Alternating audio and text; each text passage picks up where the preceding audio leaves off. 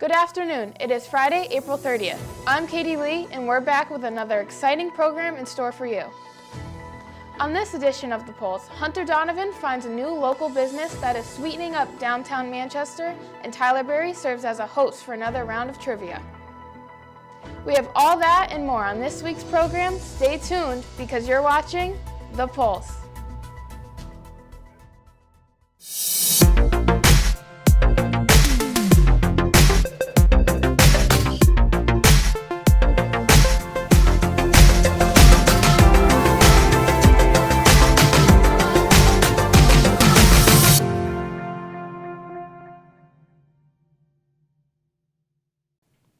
With many small businesses closing around the country due to the pandemic, it might be surprising to hear of a new bakery opening this month here in town.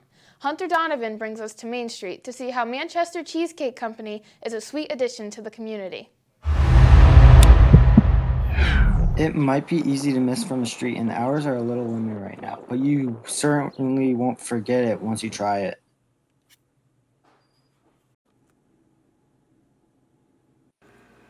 The Manchester Cheesecake Company. From the outside, it may not seem to be much different than other shops, but it's everything but ordinary. From their flavors ranging from lavender raspberry swirl, cookies and cream, death by chocolate, chocolate covered strawberries, and snicker apple. All of these flavors sound amazing, but just how much work goes into it? So I bake out of the co-op. It's a long process. The cream cheese needs to be at the right temperature when you're doing it, otherwise you get lumps. And I like to use all fresh fruit, and I have a helper that makes fresh jams that we use to put for the swirls on top. And it takes, for the mini ones, it takes about a half an hour, 45 minutes to bake, and then they have to sit in the fridge overnight for 24 hours. And then we package them. So it's about a day and a half, 2 days process to get it out the door. Tamara Speaks, a close friend of Teresa, tells us why having a cheesecake company in Manchester is a good thing. I love that the Cheesecake Company has moved to Manchester. They're revitalizing the antique mall. I think that we can all agree that this is a hidden gem. Come support Teresa and her Cheesecake Company. You can support this small business by heading downtown and bringing a delicious cheesecake home. You won't regret it. And speaking of new businesses, Gino Ariema has a reputation for winning, and he's taking a bet on a reimagined restaurant at the Manchester Country Club with a well-known local chef. When you hear the name Gino Ariema, golf might not come to mind, but the Hollow may change that. It's a bold move to open a new restaurant during the pandemic, but Gino thinks he has a winning recipe with head chef Corey Rye. Without a job, so when they offered me the opportunity, I thought it was a great opportunity to come back to town and cook with these guys. They're great bosses, and this is a great property to be at. Yeah, right over here. The Hollow took the place of Manchester Country Club's old restaurant, the Waterview Cafe, and staff worked hard to renovate the area. Restaurant regular Brian Muldoon shares his thoughts on the changes. The restaurant renovations are outstanding. It is so much bigger and cleaner, and the food is to die for. The complex process Corey Rye and his team goes through to create the perfect menu does not go unnoticed. We wanted to go with American Comfort Classics on our menu, so we actually started with a menu that was about 3 pages long and kind of weeded out from there. So we did a lot of tastings. We did, we asked people. We talked to, some of the membership at the country club and things of that nature. If you're looking to try something new, head over to the Hollow because after all, the food is to die for. From Manchester, this has been Justin Keller reporting. You can visit the Hollow and even squeeze in a round of golf by visiting the Manchester Country Club on South Main Street. Speaking of outdoor activities, baseball season is now in full swing and the Redhawks have shown great promise early on. Tony Machete showcases one player whose impact cannot be ignored. Junior captain Mark Osorio has been playing on the varsity baseball team since he joined the spot freshman year. Being a varsity starter as a freshman is very impressive, and that's exactly what Mark has done. His freshman year, I let the team vote for captains, and Mark was one vote shy of becoming a captain on a very senior-heavy team. And that was that leadership, you know, the leadership qualities that he showed right from the beginning. Many coaches do not give their new players a chance, especially freshmen. Being a freshman, you really have to prove you belong. Not worry about what anyone else thought, and just trust my abilities.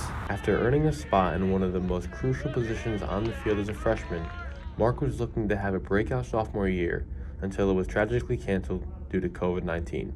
I really took advantage of the equipment I had at my house, and I really just did as much as I could at my house or my basement to stay ready.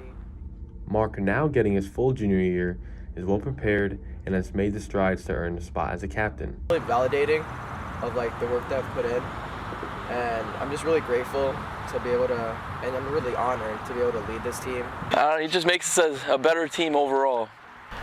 For me, Mark's impact really touches the heart, and when Mark's in a room, it really just lights it up. It sure is good to see kids working hard, doing what they love, and influencing others like Mark has done for his team. From The Pulse, this has been Tony Machete reporting. The baseball team looks to bounce back from a loss at crosstown rival East Catholic on Monday. We wish Mark and the rest of the team good luck for the rest of the season. On the last edition of Tbars Trivia, MHS students put their sports knowledge to the test. This week, the topic and contestants have changed. Popcorn, anyone? What's up, everybody, and welcome to the second episode of Tbars Trivia. This week we have a movie-themed trivia with three special guests, Mr. Rogers, Miss Nelson, and Mr. Deach. The rules are simple. You have 7 seconds to answer, 1 point for every correct answer, and the first to 5 wins. If the game ends in a tie, we will go to a sudden death. The first person to get a correct answer wins. All right. First question. Who played Rocky Balboa?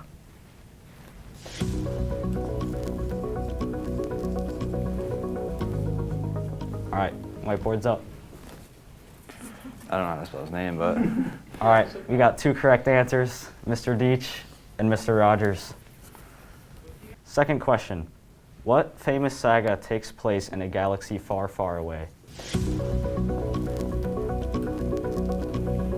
right, whiteboard's up. 3 correct answers. Correct answer was Star Wars. Third question. Hoosiers is about a high school basketball team in which state?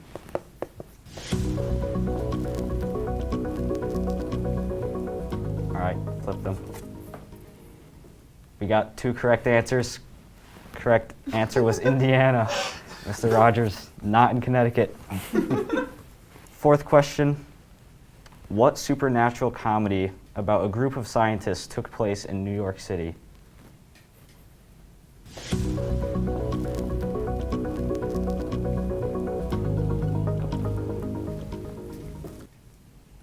All right, whiteboards.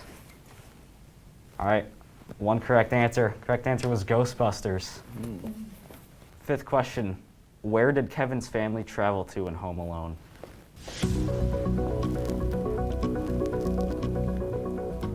All right, whiteboard's up. The correct answer is Paris, but I will give a point to Miss Nelson. Thank you. Sixth question,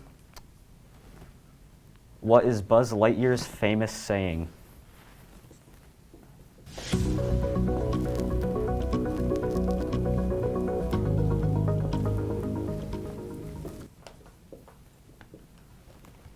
All right, whiteboard's up.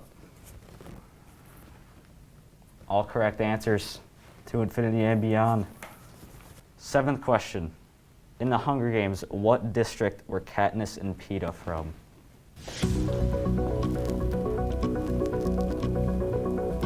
Whiteboard's up. All right, there we have it. Miss Nelson, the winner. 5 points already. I had no idea.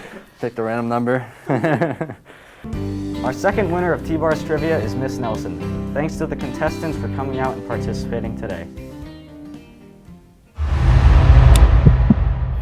If you have any ideas for trivia questions or would like to be a participant, please reach out to mhsredproductions@mpspride.org. Well, that's all we have for you this week, Manchester. If you have any ideas we might have missed, you can email Mr. Larson at b11elars@mpspride.org. And please don't forget to follow us on social media. You can check out our past work by heading to mhstelevision.com. I'm Katie Lee, and this has been The Pulse.